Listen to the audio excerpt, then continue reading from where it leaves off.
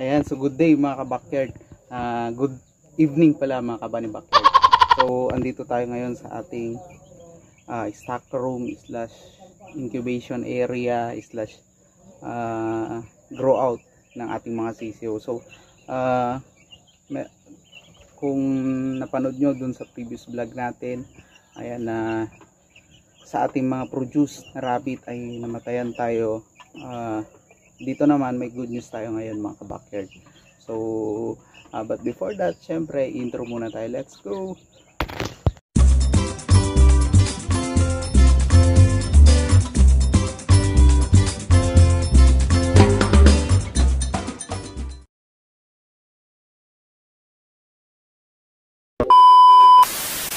Ayan.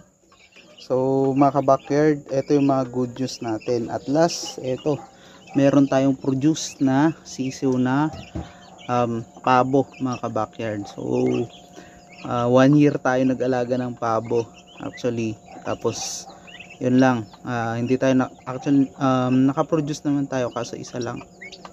Ayan, so ito 2, 4, 5 tapos meron pang isa doon mga ka-backyard. Sana yung isa nandito siya. Ayan, so ito naman mga ka-backyard, ayan malakas yung kwan. Ayan, Peking duck. Ayan mga ka-backyard. So nakabenta na tayo, pang third batch na natin ito na produce. Ayan, check natin tong isa mga ka-backyard kasi parang kumakain ka ba bro? Ayan, puno naman yung butsi niya. Akala ko hindi siya kumakain mga ka-backyard. Ayan, tapos andito yung isang pabo natin mga ka-backyard. Medyo may defect siya. Ayun, kaya ako siya hiniwalay mga ka-backyard. Hindi ko siya sinama sa mga kasama niya kasi nabubuli siya doon. Tapos meron tayo dito serama, ayun yung maliit. Tapos itong mga to mga ka-backyard ay mga cubs na chicken. So ihahabol natin yan pang Pasko or pang New Year, hopefully umabot. Tapos ito yung mga good news natin mga ka-backyard. Ayan, so ang dami nating produce na chicks. Ayan, nasa 30 ata to mga ka-backyard. Tapos nagcandling tayo. Ayan, nagcandling tayo mga ka-backyard ng ating mga dongtaw. Positive yung 5 dongtaw natin na egg mga ka-backyard. Hopefully magtuloy. Ayan, may maingay mga ka-backyard, may mga nangangaroling. Tapos eto merong 3 dito, ihahalo din natin. Tapos yung iba tingin ko unfertile na yan mga ka-backyard. Ilalaga na lang natin yan, ipapakain natin sa ating mga alagang aso. Tapos andito pa sa labas yung iba. Ayan, ito naman yung mga serama natin. Ito naman yung ating bantam. Ayan, mga serama. Tapos sa Rhode Island natin mga ka-backyard. Ayan, so dito na lang sila sa labas kasi hindi na sila kasya sa taas, ay sa loob pala. Ayan, so yun yung good news natin mga ka-backyard. So sa wakas meron na tayong produce na pabo. Ayan, tapos yun yung mga sisiw natin.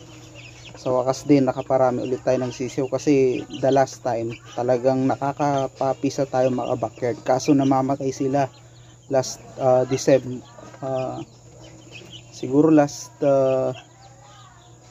produce natin ganun yung nangyari mga backyard, kaya wala tayo gaanong produce. Yun lang produce natin ay yung nabenta natin ng mga Rhode Island. Ayan, ganun po kahirap mga backyard. Actually nag-vaccine pa ako ng B1 nun mga backyard, kaso namamatay sila. Ayan, so ito hopefully mapapan natin tong mga to. Tapos tong Peking duck mga ka-backyard ay reserve na yan, di ba? Ang bilis ng movement ng ating Peking duck. Tapos ito hindi ko ito ibebenta, for keep ko yan. Ayan, so yun yung mga good news natin mga ka-backyard. Bali pinagpahinga natin tong isang incubator. And then ito pagpapahingain din natin kapag naka-recover na yung 3 sisiw. Tapos ang gumagana na lang ito mga ka-backyard, Ayan, DIY natin ito. Tapos ayun. Ayan. Tapos ayun, ito din. May mga pangsalang tayo mga ka-backyard na susunod. Bali next batch na once na nakapagpapisa na tayo dito. So abangan natin kung ilan yung mapipisa dito. Pero pag napuno na to mga ka-backyard, ikukan na natin to. Ito ulit yung gagamitin natin. Pagpapahingain lang natin to. Ayan. So yun lang yung good news natin dito sa ating backyard. Oh, tignan nyo mga ka-backyard. Dami natin iipon natin to kasi ihalo natin sa pakain natin sa Peking duck tsaka mga pabo pang rich in calcium daw yan mga ka-backyard, kaya susubukan natin, di ba? Why not, no? So yun lang yung ating update sa ating backyard mga kabani backyard. Ayan, so sabi nga natin kung may nawawala, madami namang kapalit. Nawalan man tayo ng mga rabbit na produce. Ayan, tignan nyo, ang dami nating mga produce ngayon. So hindi naman natin bibitaw ng pagra-rabbit. Ayan, shout out nga pala sa ating mga subscriber dyan mga ka-backyard. So wala tayong listahan, pasensya na. So shout out po sa inyo. And then